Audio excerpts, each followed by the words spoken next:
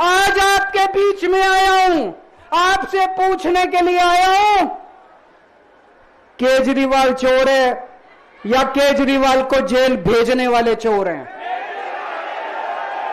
जिन जिन लोगों को लगता है केजरीवाल ईमानदार है, हाथ खड़े करके बता दो जरा से। ये कैमरे वाले जरा से दिखा दो कि दिल्ली की जनता क्या सोचती है। जिन जिन लोगों को लगता है कि मोदी जी ने केजरीवाल के खिलाफ गंदा राजनीतिक षड्यंत्र रचा था, जिन जिन लोगों को लगता है कि मोदी जी ने केजरीवाल के खिलाफ बहुत बुरा षड्यंत्र रचा था, हाथ खड़े कर दो सब लोग।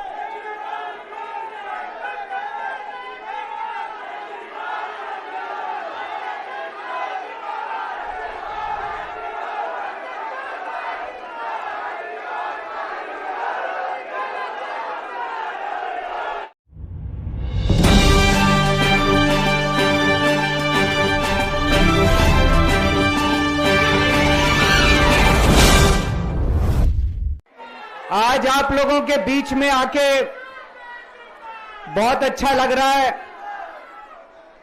और आज यहां जंतर मंतर पे पुराने दिन याद आ गए। मेरे को आज भी याद है, तारीख भी याद है, 4 अप्रैल 2011 का दिन था जब आजाद भारत का भ्रष्टाचार विरोधी सबसे बड़ा आंदोलन अन्ना आंदोलन यहां जंतर मंतर से शुरू हुआ था। भ्रष्टाचार के खिलाफ आजाद भारत का सबसे बड़ा आंदोलन 4 अप्रैल 2011 को जंतर मंतर से शुरू हुआ था। 1.5-2 साल कभी जंतर मंतर, कभी मुंबई, कभी रामलीला मैदान। लेकिन उस वक्त की सरकार भी बहुत अहंकारी थी, उन्होंने हमारी बात नहीं मानी, चैलेंज करते थे, चुनाव लड़के दिखाओ, जीत के दिखाओ, चुनाव लड़के दिखाओ, जीत के दिखाओ, कहते थे ना। हम तो छोटे से लोग थे, हमें तो चुनाव लड़ना नहीं आता था और चुनाव लड़ने के लिए पैसा चाहिए, गुंडे चाहिए, आदमी चाहिए। हमारे पास तो ना पैसा था, ना आदमी थे, ना गुंडे थे, हम चुनाव कैसे लड़ते? पर वो बार बार कहते थे चुनाव लड़के दिखाओ, चुनाव लड़के दिखाओ। हम भी चुनाव लड़ लिए और देखो जनता ने हमको जिता दिया। पहली बार में दिल्ली में आम आदमी पार्टी की सरकार बन गई।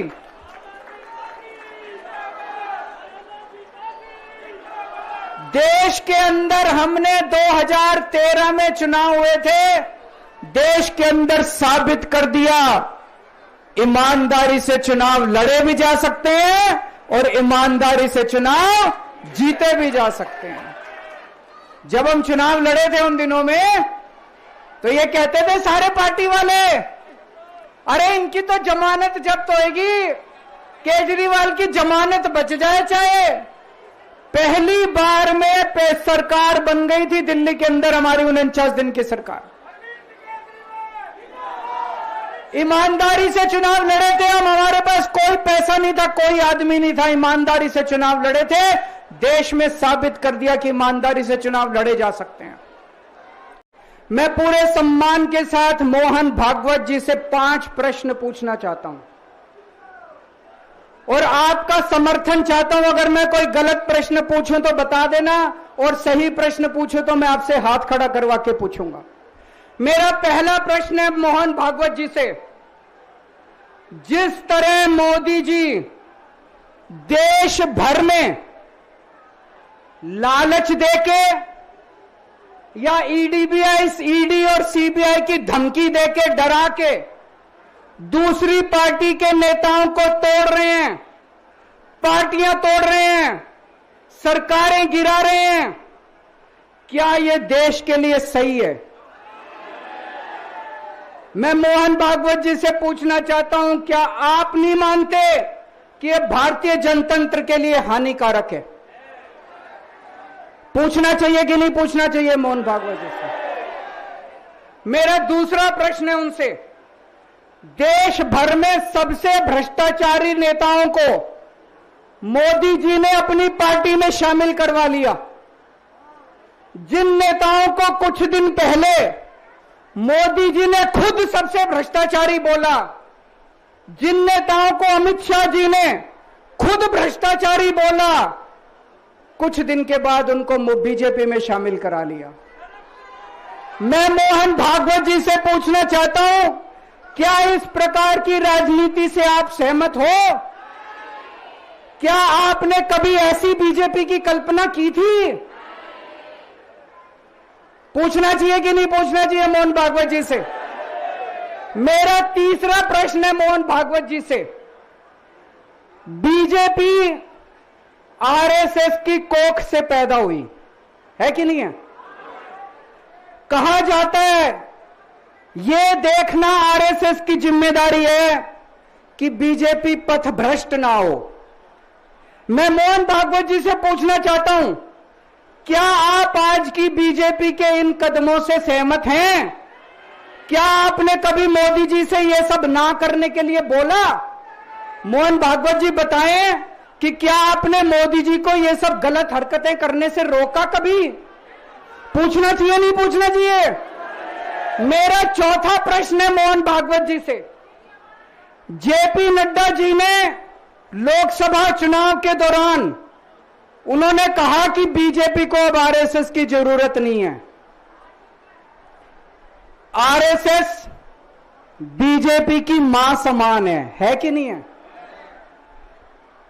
क्या बेटा इतना बड़ा हो गया कि मां को आंखें दिखाने लग गया? क्या बेटा इतना बड़ा हो गया कि आज मां को आंखें दिखाने लग गया? जिस बेटे को पाल पोस के बड़ा किया, जिस बेटे को प्रधानमंत्री बनाया, आज वो बेटा पलट के मां को अपनी आंखें दिखा रहा है। मातृतुल्य संस्था आरएसएस, आज वो बेटा अपनी मातृतुल्य संस्था को आंखें दिखा रहा है। मैं मोहन भागवत जी से पूछना चाहता हूं, जब नड्डा जी ने ये कहा तो आपके दिल पे क्या गुजरी, आप जरा बताइए इस देश को। क्या आपको दुख नहीं हुआ? मैं आरएसएस के हर कार्यकर्ता से पूछना चाहता हूं, जब नड्डा जी ने कहा कि हमें आरएसएस की जरूरत नहीं है, क्या आरएसएस के हर कार्यकर्ता को दुख नहीं हुआ? मेरा पांचवा प्रश्न मोहन भागवत जी से मैं कहना चाहता हूं, आप ही लोगों ने मिलकर कानून बनाया था कि 75 साल के होने पे कोई भी व्यक्ति रिटायर होगा। इस कानून के तहत आडवाणी जी को रिटायर कर दिया, मुरली मनोहर जी जैसे बड़े बड़े नेताओं को रिटायर कर दिया, बीसी खंडूरी जी को रिटायर कर दिया, कलराज मिश्र को रिटायर कर दिया, शांता कुमार को और पता नहीं कितने लोगों को रिटायर कर दिया। अब अमित शाह जी कह रहे हैं कि यह नियम मोदी जी पे लागू नहीं होगा। तो मैं मोहन भागवत जी से पूछना चाहता हूं, क्या आप इससे सहमत हो कि जो नियम आडवाणी जी पे लागू हुआ वो मोदी जी पे लागू नहीं होना चाहिए?